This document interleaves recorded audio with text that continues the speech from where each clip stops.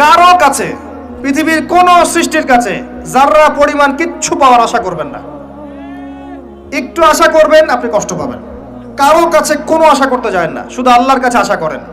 সমস্ত কাজের প্রতিদান আল্লাহর কাছে চান, পরকালে আপনি সুখে থাকবেন ইনশাআল্লাহ। শেষ হাসি আপনি হাসবেন ইনশাআল্লাহ। এছাড়া আমি কোনো সলিউশন দেখি না ভাই। আমি কলিজা থেকে কথাগুলো বললাম আপনাকে, আর যে কথা কলিজা থেকে বের হয় সেই কথা আপনার কলিজার মধ্যে আঘাত করবে ইনশাআল্লাহ। সব কাজ শুধু আল্লাহর জন্য করেন, কেউ আপনার আপন না। আল্লাহ ছাড়া কেউ আপনার আপন নয়। আপনি ভুল করবেন যদি আপনি অন্য কাউকে আপন মনে করেন। আপনার পলিটিক্যাল লিডার, আপনার প্রশাসনের স্যার, আপনার পরিবারের স্ত্রী, আপনার সন্তান, হাবি হাবি যা যা আছে, যদি মনে করেন আমার আপনজন, আপনি ভুল করবেন। সবাই সবার স্বার্থ চেনে, সবাই সবার স্বার্থ চেনে। শুধু আল্লাহ আপনাকে নিঃস্বার্থভাবে ভালোবাসেন। আল্লাহ পাক স্বার্থ চান না।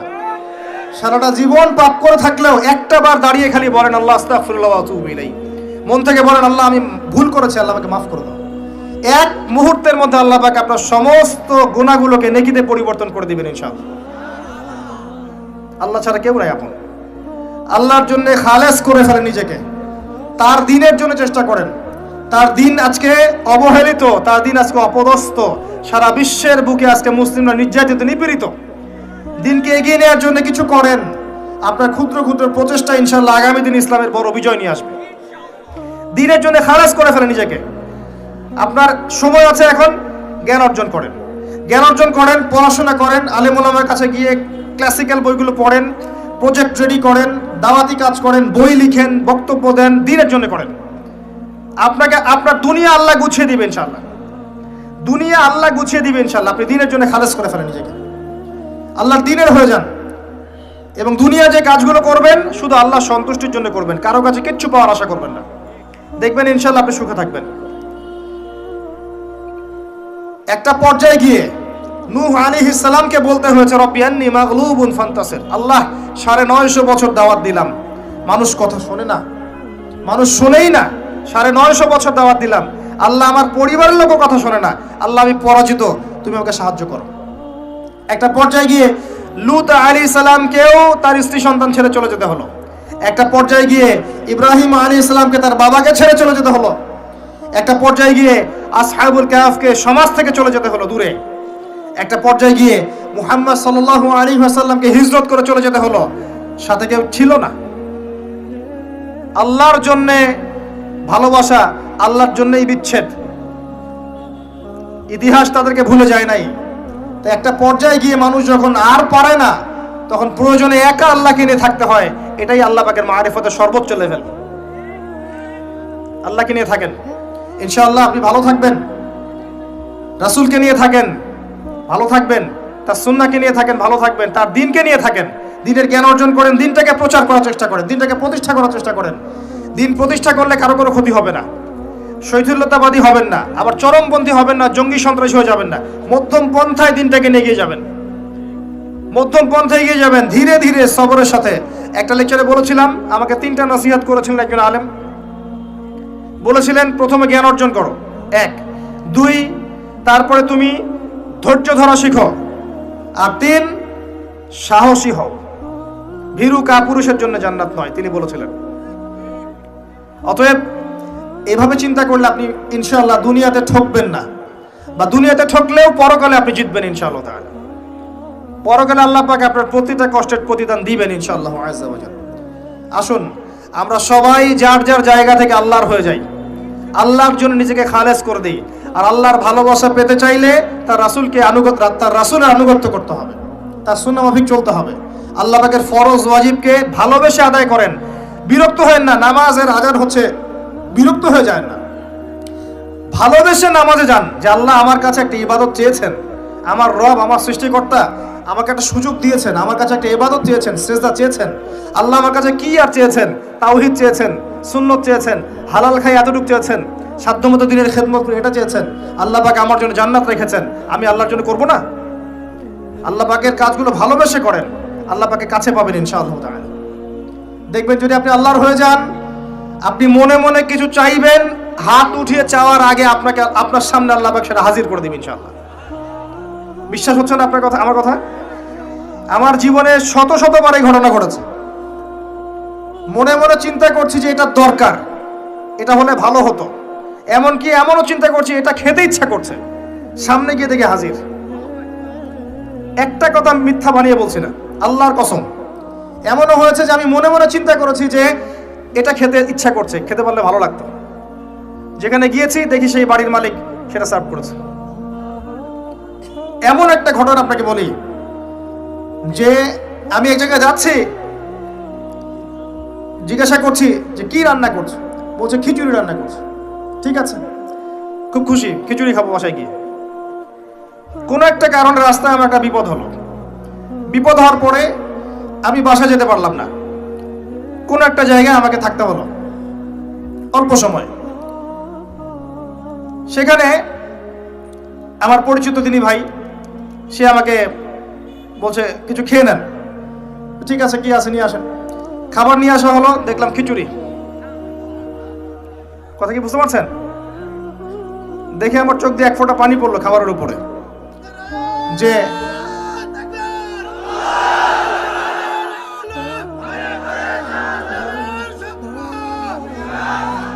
দাঁড়ান, আল্লাহ পাক এতই কাছে, এতই কাছে। যদি আপনি আল্লাহর হয়ে যান, আল্লাহর জন্য খালেস করে ফেলেন নিজেকে, আপনি দেখবেন আপনি যা চাচ্ছেন আল্লাহ পাক আপনার মনের কথা শুনে নেবেন, আপনার সামনে হাজির করে দিবেন ইনশাআল্লাহ। কিচ্ছু ভাববেন না, আল্লাহকে ছাড়া কোনো দিকে ভাবার দরকার নাই। আল্লাহর দিন আজকে একটা চরম অবমাননাকর জায়গার মধ্যে আছে, আপনি বুঝতে পারছেন না। দুই চোখ দিয়ে দেখেন, সারা বিশ্বের প্রেক্ষাপটের সাথে মুসলিমদের অবস্থা মেলান, দেখবেন আমরা আর সে আগের জায়গায় নাই। আমাদের অবস্থা এখন ভালো নয়, প্রত্যেকটা দিক থেকেই ভালো নয়। ধর্মের ক্ষেত্রে না, ইকোনমিক্সে না, পলিটিক্সে না, জিও পলিটিক্সে না, সোশ্যালি না, সংস্কৃতিতে না, কোনো ক্ষেত্রেই নাই। আমরা সে আগের জায়গায় নাই এখন আর। এই জায়গায় রিগেইন করতে হলে আমাদেরকে বেসিক কাজগুলো করতে হবে। আবার নামাজি হতে হবে, আমাদেরকে আবার রোজা রাখতে হবে, আবার দিনের খেদমতের চেষ্টা করতে হবে, কোরআন শিখতে হবে, আবারও সুন্নায় ফিরে আসতে হবে। ইনশাআল্লাহ তাআলা দেখবেন আস্তে আস্তে আস্তে আস্তে এমন প্রজন্ম গড়ে উঠবে যারা ইসলামের পতাকা নিয়ে সামনে এগিয়ে যাবে ইনশাআল্লাহ। আসেন, আপনাকে আমি পারিবারিক বিষয়গুলো আর বেশি বলতে চাচ্ছি না আজকে। আর একদিন ইনশাআল্লাহ আমি টোটাল লেকচারটাই আদর্শ ইসলামিক পরিবার এবং সমকালীন ফিতনাগুলোর উপর দিব ইনশাআল্লাহ। সামনে যান, ফিতনা আপনার অর্থনীতির মধ্যেও আছে। খুব কম মানুষ আছে আমাদের এখানে যারা অর্থনৈতিক জীবনে হালাল খাচ্ছে, ম্যাক্সিমাম সুদ খাচ্ছে। অনেকেই ঘুষ খাচ্ছি আমরা, অনেকেই দুর্নীতি করছি, অনেকে ঠকবাজি করছি, অনেকে মানুষের হক নষ্ট করছি, করছি না? কারো রিজিকে যদি একটা টাকা এরকম হারাম চলে আসে, এই রিজিক দিয়ে আল্লাহর ইবাদত করলে ইবাদত কবুল হবে না। খুব সাবধান। নবীজি আগেই বলেছিলেন সাল্লাল্লাহু আলাইহি ওয়াসাল্লাম, যে সুদ খায়, যে সুদ দেয়, যে সাক্ষী থাকে, যে লিখে রাখে, সবাই সমান অপরাধী। দিব্যি আমরা খাচ্ছি। নবীজি বলেছিলেন সাল্লাল্লাহু আলাইহি ওয়াসাল্লাম, যেটা মায়ের সাথে জেনা করার মতো অপরাধ এবং আল্লাহ এবং তার রাসূলের সাথে যুদ্ধ করার মতো অপরাধ, দিব্যি আমরা খাচ্ছি, দিব্যি খাচ্ছি, পরোয়াই নাই কোনো। এক দিরহাম সুদ খেলে নবীজি বলেছেন সাল্লাল্লাহু আলাইহি ওয়াসাল্লাম 36 বার জেনার পাপ হয়, 36 বার। দিব্যি খাচ্ছি, কোনো পরোয়া নাই। তবে আলহামদুলিল্লাহ এখন এই কথাগুলো শুনে অনেক মানুষ সুদি কারবার থেকে সরে এসেছেন, আমি জানি। আমি দোয়া করি মন থেকে আল্লাহ পাক তাদেরকে বেহিসাব রিজিক দান করুন। রিজিকের মালিক কে ভাই? আমি যদি মনে করি যে আমি সুদি কারবার না ছাড়লে আমার রিজিক কমে যাবে, তাহলে আমি মনে করছি রিজিকের মালিক আমি নিজেই, তাই নয় কি? আল্লাহর উপর তাওয়াক্কুল করে ছেড়ে দিয়ে দেখেন, আল্লাহ পাক আপনার জন্য আসমান জমিনের বরকতের দরজা খুলে দেবেন ইনশাআল্লাহ। বিশ্বাস করছেন না আমার কথা? রিজিক কার হাতে? সমুদ্রের নিচে কোটি কোটি মাখলুক আছে, কে খাওয়ায়? এই জমিনের উপরে কোটি কোটি কীটপতঙ্গ আছে, কে খাওয়ায়? আপনি কি 10টা হাতির দায়িত্ব নিতে পারবেন? এই শত শত হাতিকে কে খাওয়ায়? গবাদি পশুকে কে খাওয়ায়? জীবজন্তুকে কে খাওয়ায়? এই পৃথিবীতে কোনো মানুষ না খেয়ে মারা যেত না যদি তারা আল্লাহর বিধান অনুযায়ী অর্থনৈতিক জীবন পরিচালিত করত। যদি ওরা সুদ না খেত, সুদ খাওয়ার পর রিজিক কমে গেছে, আর তারা যদি যাকাতটা ঠিক মতো দিত, তাহলে দেখতেন দারিদ্রতা বলে কিছু থাকতো না। ধনী গরিব থাকতো, কিন্তু সবাই একটা সাম্যাবস্থায় থাকতো, কেউ একেবারে নিষ্পেষিত হতো না। কারণ যাকাত এবং ব্যবসার মধ্য দিয়ে টাকা পয়সা ঘুরতে থাকে, এক হাত থেকে আরেক হাতে যেতে থাকে। আর রিবার মধ্য দিয়ে টাকা পয়সা এক শ্রেণীর মানুষের হাতে চলে যায়, ধনীদের হাতে চলে যায়, আর গরিবরা আস্তে আস্তে দারিদ্রতার অতল তলে যেতে থাকে। আপনার অর্থনৈতিক জীবন ঠিক নাই, দেখবেন এখানে ফিতনার শেষ নাই। অন্যদিকে আসেন, আপনি সামাজিকভাবে দেখেন, সামাজিক জীবনে ফিতনার শেষ নাই। খেয়াল করে দেখেন আত্মীয়তার সম্পর্কগুলো নষ্ট হয়ে যাচ্ছে। খেয়াল করে দেখেন এখন টাকার জন্য সন্তান বাবাকে হত্যা করে, সন্তান মাকে হত্যা করে, ভাই ভাইকে হত্যা করে, বোন বোনকেও হত্যা করছে। প্রতিবেশীর হক আমরা দিতে পারছি না, আত্মীয়তার হক দিতে পারছি না, জমি নিয়ে দ্বন্দ্ব, বাড়ির সীমানা নিয়ে দ্বন্দ্ব, ব্যবসা নিয়ে দ্বন্দ্ব, দ্বন্দ্বের শেষ নাই। এটা সোশ্যাল জীবনে হচ্ছে। আবার ইকোনমিক সেকশনে এমনও হচ্ছে, ব্যবসা করছি হালাল মনে করে, এখানে সুযোগ বুঝে সিন্ডিকেট করছি, মজুতদারি করছি, ইচ্ছা করে দাম বাড়িয়ে দিচ্ছি, মানুষকে বিব্রত করছি, গভর্নমেন্টকে বিব্রত করছি। এগুলো আমরা কৃত্রিম সংকট তৈরি করছি, মাপে কম দিচ্ছি, ব্যবসা করছি মাপে কম দিচ্ছি। অমুসলিম ব্যবসা করছে মাপে সঠিক দিচ্ছে, অমুসলিম ব্যবসা করছে মাপে সঠিক দিচ্ছে। অমুসলিম ব্যবসায়ী সিন্ডিকেট করছে না, একজন হিন্দু ব্যবসায়ী আল্লাহ পাক তাকে হেদায়েত করুক, সে মাপে কম দিচ্ছে না, সিন্ডিকেট করছে না, কৃত্রিম সংকট তৈরি করছে না, মুসলিমরা করছে। রমজান মাসকে কেন্দ্র করে মুসলিমরা ব্যবসা করে নিচ্ছে, সুবহানাল্লাহ। আর মানুষ সামান্য নিত্য প্রয়োজনীয় দ্রব্যের জন্য ট্রাকের পিছনে দৌড় দিচ্ছে। কি একটা দৃশ্য, সুবহানাল্লাহ। এর ফলাফল আপনি পাবেন, মানুষের হক নষ্ট করার ফলাফল পাবেন। কিয়ামতের মাঠে এর বিচার না করে আল্লাহ পাক ছাড়বেন না। এত সহজ না কোনো কিছু। আল্লাহ পাক কিয়ামতের মাঠ রেখেছেন, রাখার দরকার ছিল, না হলে কোনো জালেমের বিচার হতো না। যত জালেম এই পৃথিবীতে পার পেয়ে গেছে, কিয়ামতের মাঠে কেউ পার পাবে না। এই জন্য আল্লাহ পাক কিয়ামতের মাঠ রেখেছেন, এবং এটা রাখা উচিত ছিল। আল্লাহ পাক শুধু গফুর রহিম নন, আল্লাহ পাক হচ্ছেন আদেল, ন্যায় বিচারক। আল্লাহ পাকের আদালত আছে।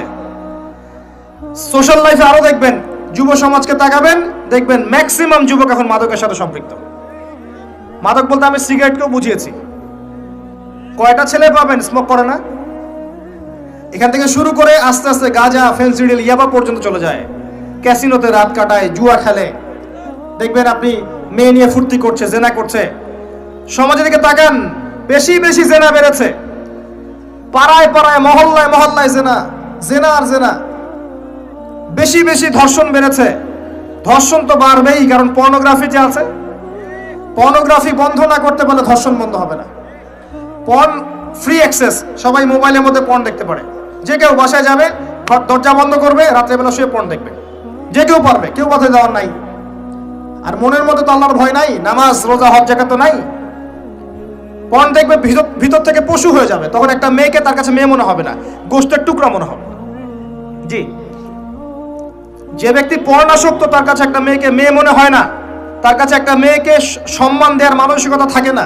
তার কাছে একটা মেয়েকে মনে হয় একটা মাংসের বা গোশতের টুকরা, একে ভোগ করতে হবে, এতটুকু মনে হয়।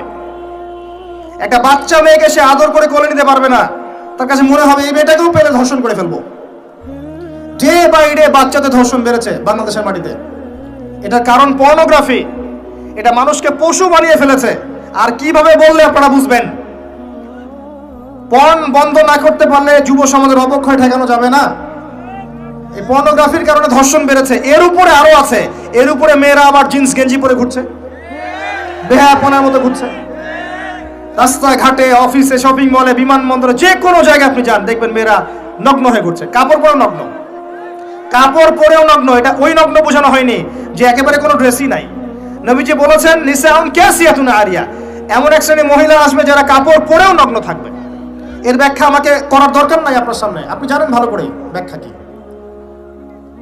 কাপড় পরে নগ্ন থাকবে, এগুলো ছড়িয়ে দিচ্ছি, এগুলোকে উস্কিয়েও দিচ্ছি। এবং যখন কেউ পর্দা করতে যাচ্ছে, বলছি এ মৌলবাদী হয়ে গেছে, সন্ত্রাসী হয়ে গেছে, এ ব্যাকডেটেড হয়ে গেছে, বোরখা পরে পরীক্ষা দিতে আসছে কেন, নেকাব খোলো, এরকম করছি আমরা ওর সাথে। জি, আবার মেয়ে ছেলে ফ্রি মিক্সিং দিয়ে দিচ্ছি।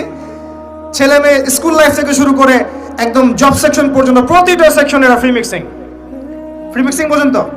গায়রে মাহরাম একে অপরের সাথে মিলেমিশে কাজ করবে। এটা হচ্ছে কাঁধে কাঁধ মিলিয়ে সমাজ বিনির্মাণ। সুবহানাল্লাহ, লা ইলাহা ইল্লাল্লাহ, লা হাওলা ওয়ালা কুওয়াতা ইল্লা বিল্লাহ। এতে করে একে পর্নোগ্রাফি, ভিতর থেকে পশু, তার উপর নগ্নতা, তার উপর ফ্রি মিক্সিং, তার উপরে আবার উস্কে দেওয়া হচ্ছে এগুলো কাছে আসার গল্প। তখন আপনি সমাজে ধর্ষণ ঠেকাতে পারবেন? জিনা ঠেকাতে পারবেন? এর ফলে পরিবার ভেঙে যাবে। বাসায় বউ থাকবে, বাইরে মেয়ের সাথে জেনা করবে, বাসায় পুরুষ থাকবে, বাইরে পুরুষের সাথে করবে। এই হলো সামাজিক কাঠামোর অবস্থা। এর উপরে আবার আছে মাদক, এর উপরে আবার আছে আপনার বস্তুবাদী জীবন ব্যবস্থা। সব মিলিয়ে সমাজটা আগের মতো নাই। এটা ইসলামিক সমাজ। আমরা 90% মুসলিমের দেশে বাস করি, এটা ইসলামিক সমাজ। দুই চোখ দিয়ে দেখেন, আমি আপনাকে এক চোখ দিয়ে দেখতে বলছি না। এক চোখ দিয়ে দেখলে মনে হবে সব ঠিক আছে, ভিতর থেকে দেখেন কিচ্ছু ঠিক নাই।